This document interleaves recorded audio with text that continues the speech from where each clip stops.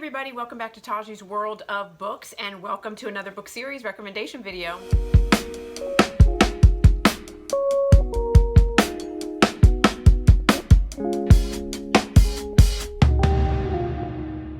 Hey you guys, so I am here today to do a conversation, a talk, I don't know, I'm gonna be all over the place with this because I just don't know.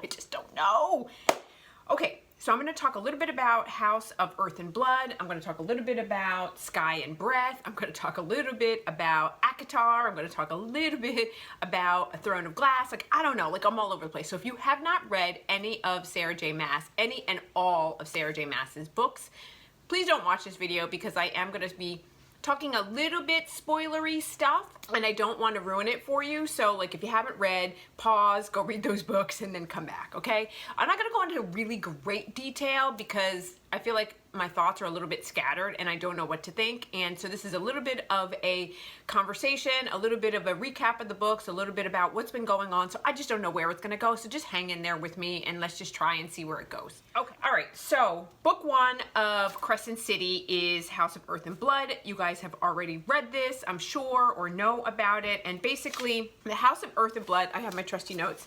The House of Blood and Earth in Crescent City is the house where shifters, humans, witches, ordinary animals, and any other, being that Chthona has chosen or has been chosen by Luna. So that's basically what's been governed by the House of Earth and Blood.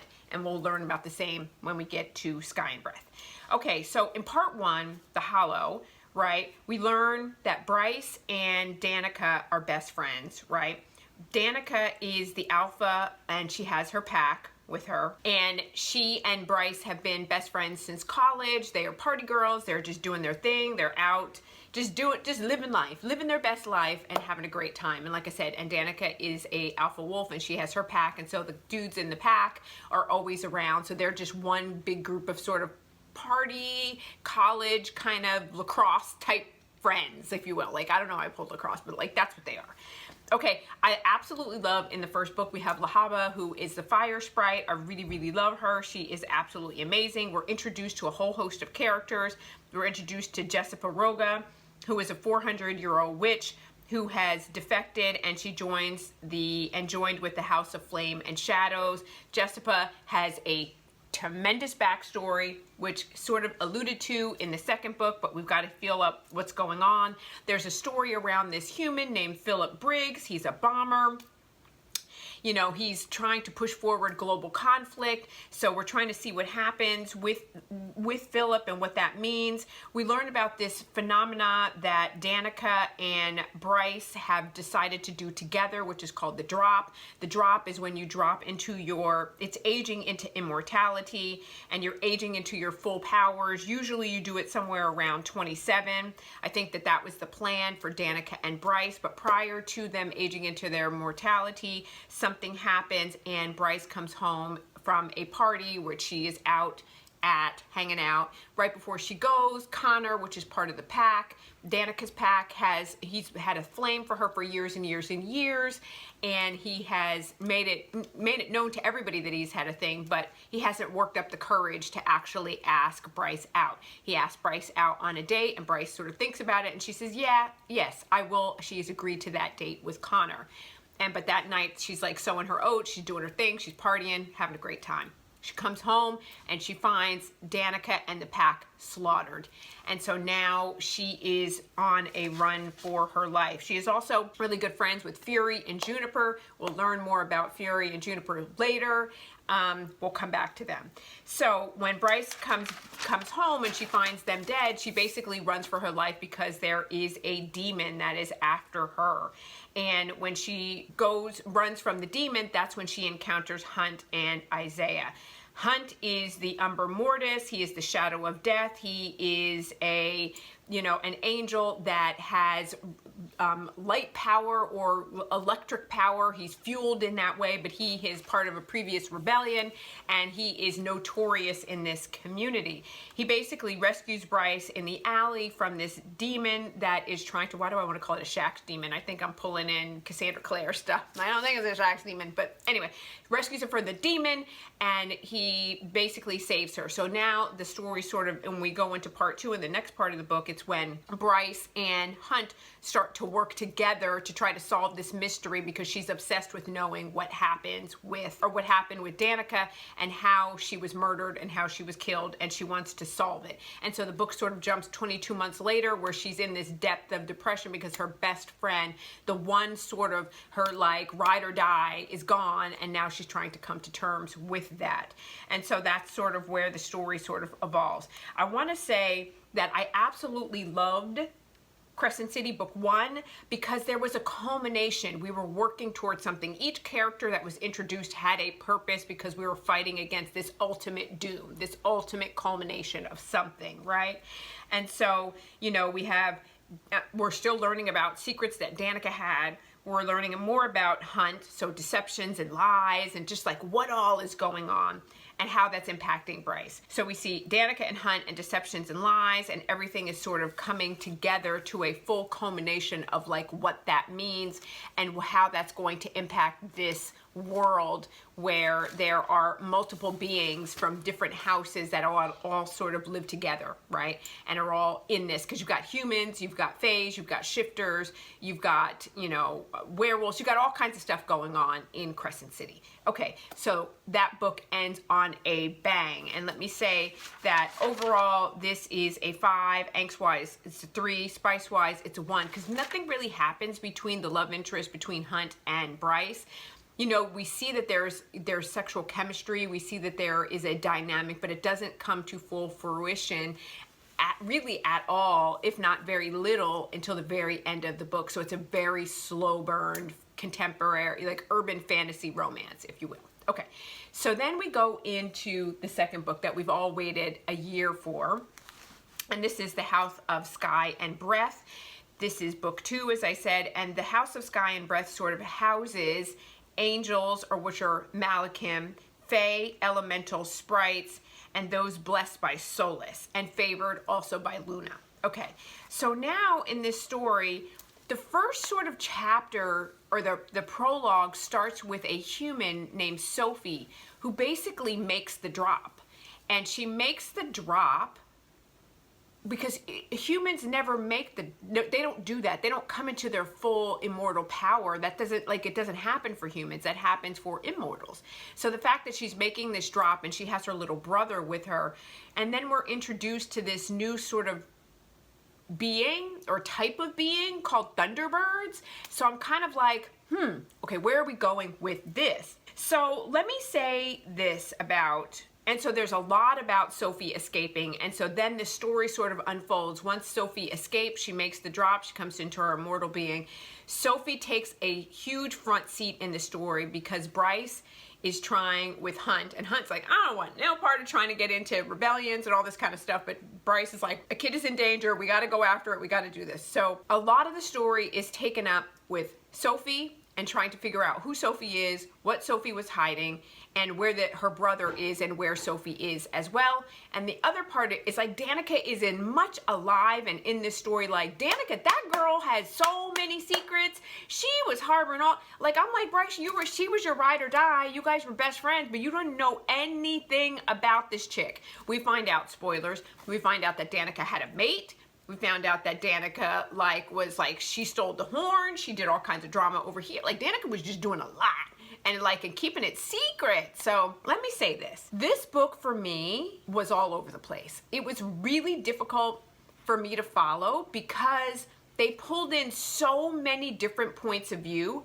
And I understand that it's necessary because it's like, this is like a middle book, right? Like it's lining things up and moving the chess pieces around to get everybody where they need to be for this big culmination.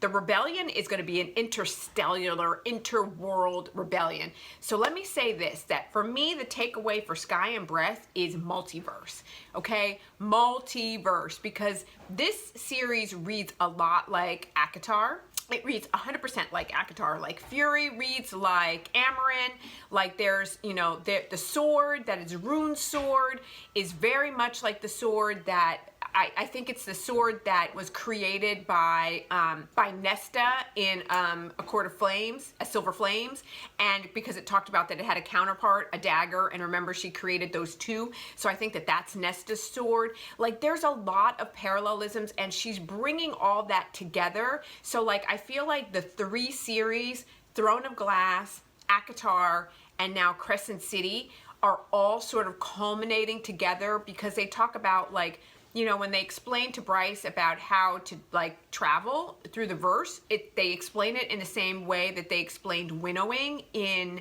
you know, ACOTAR.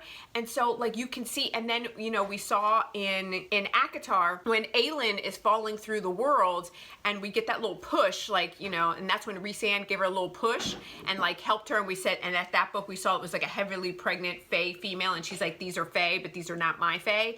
Like you could see that she's pulling together all these worlds.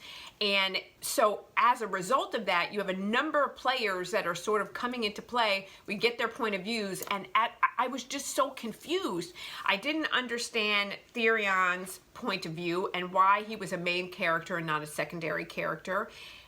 Rune, I feel like she wrote Rune very much to be like, that's why I said lacrosse earlier. He's like a lacrosse dude, like a college, like a tatted up, broody kind of guy that's having this like mental relationship with the Daywalker, who is like a rebel and he doesn't know who she is, but he's never seen her, but they're having like mental sort of intimacy. Like I just felt like it was a little bit all over the place and she was doing too much, like too much. Like, but I'm excited for it. And I think that there are all these rumors and all these sort of ideas that are floating around, but I don't have the mental capacity to put this all together because you have to like, I feel like I would love if she put out a reading order because obviously these 3 series are definitely interconnected. I would not be surprised if Aelin comes in and is like, because Aelin at the summer solstice, because, let me back up. So I told you I was going to be all over the place. So Hunt and Bryce decide that they're on a friendship pact at the beginning of this book. And they decide that they're not going to have any intimacy for 7 months because they want to kind of put the brakes on it. They don't want to be together because there's this like interstellar drama going on and they're sort of forced together through trauma bonding. They just want to be together because they choose to be together. So they're like, let's just take it slow and get to know each other without drama and see if we really fit, right? And so that's what they do. And they say at the summer solstice, that's when we're going to get together. Well, summer solstice is when Aelin is always traveling around and doing all kinds of drama. And so I feel like Aelin is going to just drop in. Out of no, like it's that kind of crazy. Like I feel like she pulled a George R.R. Martin on me with like Game of Thrones, where you got to be like, okay, wait. Sarah, girl, you need to give me a reading order because I know that there is a way, because I don't know what the timeline is. I don't know, like, if this is parallel timelines, if this is split timelines, if this is happening, you know, because at one point in the book, again, spoiler, at the end of the book where she drops in, where Bryce travels through the gates and she winds up not in hell, but she winds up in Prithian, and she's with, like, the inner circle, and I think Amarin I'm confused. I think it's Amarin is the one who basically says, like, I haven't heard that language in 15,000 years. So when? Are they way back when? Or what's the timeline? I need to know. And I need to know, Sarah, like, how to read these books, like, to get, like, up on, like, all the little Easter eggs. Like, do we read them in the order that you wrote them? Is that the way that they're occurring in time? Or should we read this book from, like, Crescent City first, and then read this one from Throne of Glass, and then go to ACOTAR, and then go back and forth? Like, what is that? Like, I'd love somebody to put together a timeline, because I don't have the brain capacity to do it, but I think it would be very helpful. Somebody needs to do it, but it ain't me, babe. Okay. Let me see. So what else? And then there was, like I said, there was just so many secrets revealed, so many things that sort of came out, like with, you know, with the introduction of the Hind and with the introduction of Queen Hypaxia. Oh, and that's the other thing. We got the Viper Queen, the River Queen. I was like, which queen is doing what? To whom? Under what circumstances? And Therian, why are you jumping from one queen to the next? And they kind of reminded me and reminiscent of the like human queens that were happening in ACOTAR. So I was like, what happened with the human queens in ACOTAR? We never found out. So how does this kind of relate? And are all the queens going to get together and be doing drama? Like, there's just a lot of stuff that was going on that I felt like I was so confused. I did love that Fury and Juniper got together, that they're doing their thing, but Fury hasn't been described or we don't fully know what Fury is. And I feel like Fury and from the Throne of Glass, there was Maas. We didn't find out what happened with Maas. Not Maas. What was the leopard lion shifter like in the Throne of Glass? Like, she was like a powerful being. She reminds me of Fury, and that's also like Amarin. So those three, I feel like there's a parallel type of character in each of the series that mirror one another, and they're the counterparts. Like, for example, in Crescent City, we went to the Bone City. So I feel like if we go back to ACOTAR, the Bone Carver, is the Bone Carver going to be sort of overlapping and across them and governing each of these bodies? And I feel like also, is Amarin going to be like part of these like interstellar beings that are jumping from planet to planet, stealing resources and sucking up all the resources of the planet and then moving on? I kind of felt like Sarah took a page from you remember that old movie with Bill Pullman, like it was like 4th of July or something like that with Will Smith, and they were like jumping from planet to planet doing that. Like, I feel like the Aries or whatever they are called, they're like that kind of being. So I don't know. So there's like a lot of things that I want to find out more about. I did love that. I loved Ethan's character development. I feel like he's coming into his own. I was a little bit worried at the beginning when Ethan sort of expressed that he was the one who was interested in Bryce and he's wanted Bryce forever and ever. I was like, no, don't be jumping in the middle of it. Because you know how Sarah never, like, whomever you start off with as your love interest never becomes your ultimate, you know, your ride or die, that person that you're with. And so I was worried because I really love Bryce and Hunt together, and I hope that she's going to continue down that path with Bryce and Hunt. But I felt devastated when Hunt was like, I'm holding my mate's hand for the last time, and he was sort of made a slave again. So I feel like, I don't know, like, I'm kind of bothered by that, and I hope that that doesn't pan out the way that I think that it's going to. So there were a lot of golden nuggets, but there were also, like, this book is like 800 pages, so there's just so much that went into this. And it's like, I feel like you need to go back and reread it again to kind of really take nuggets, and then like you need to, you know, you need to annotate, and you need to like, and I'm just like, I read for pleasure, and that feels like a project that you have to do, and I don't have the time to do that, nor do I really have the inclination to really, you know, sit down and kind of dissect. I need a flow chart to make it through all of this. And it's like, is that the purpose of this? And I know that there are plenty of people out there that are doing that and that are gung-ho and excited to make theories all day long. And I feel like I just want to step back and go, you know what? We can speculate for days. Sarah's never going to give us an indication. We are not going to get an idea.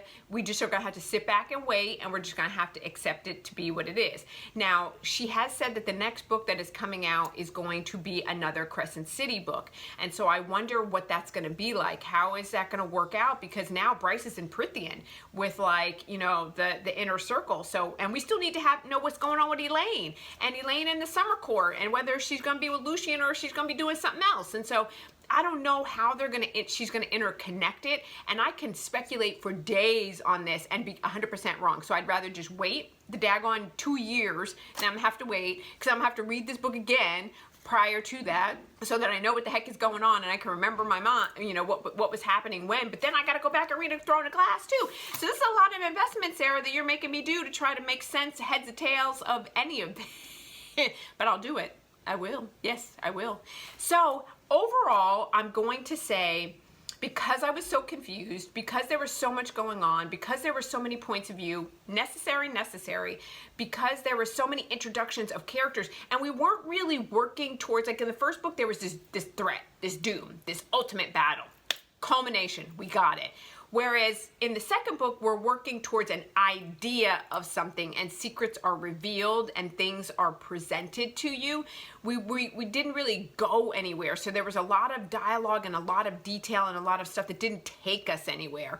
And so having said that, for me, this was a 4-star book. I feel like the angst was a 3 and the spice was a 3. I felt like it was really, it was an enjoyable book. I did enjoy it, but there were parts of it that I was like, why do I care? Why do I need that detail? Why is that important? Why is that necessary? But there were other parts that I was like all in. Hunt and Bryce, I was all in. Rune and his like development, I was all in. When Cormac introduced himself and came in and was like, I'm gonna marry and I'm doing this, I was like, what? Like, I was definitely in for that. But then when we started to get with the Viper Queen and the River Queen and Therion, I was like, what? Why is this relevant? And like, this is too much. I'm confused. He should be a side character, not a main character. Later on, he might, you know, show to be relevant. But unless I'm crossing the river and I need him for that, like, Therion, go sit down. Go take a back seat. And then, you know, and then, like I said, Ethan's development and his character arc and all of that, I think he's going to be relevant because now we see that there's another, you know, sort of lost tribe that's sort of popped up. So like I said, I'm all over the place. I don't even know if I'm making sense. There's just a lot going on, and I feel like this video is reflective of like all the drama that's going on here. So there are plenty of other videos out there that you can go and check out to see everything, the development of what people are thinking about what to whom under what circumstances. So that is all that I have to say about this. So that is my sort of spoilery review of the Crescent City and all of the Sarah J. Maas multiverse that she is creating. So thank you so much for joining me. Please do me a favor and hit that bell notification button so you can be notified every time I upload a new video, which is generally Monday, Wednesday, and Friday. And hit that like button because it really helps me with the YouTube algorithm. And you guys, I look forward to seeing you in my next video. Thanks. Bye.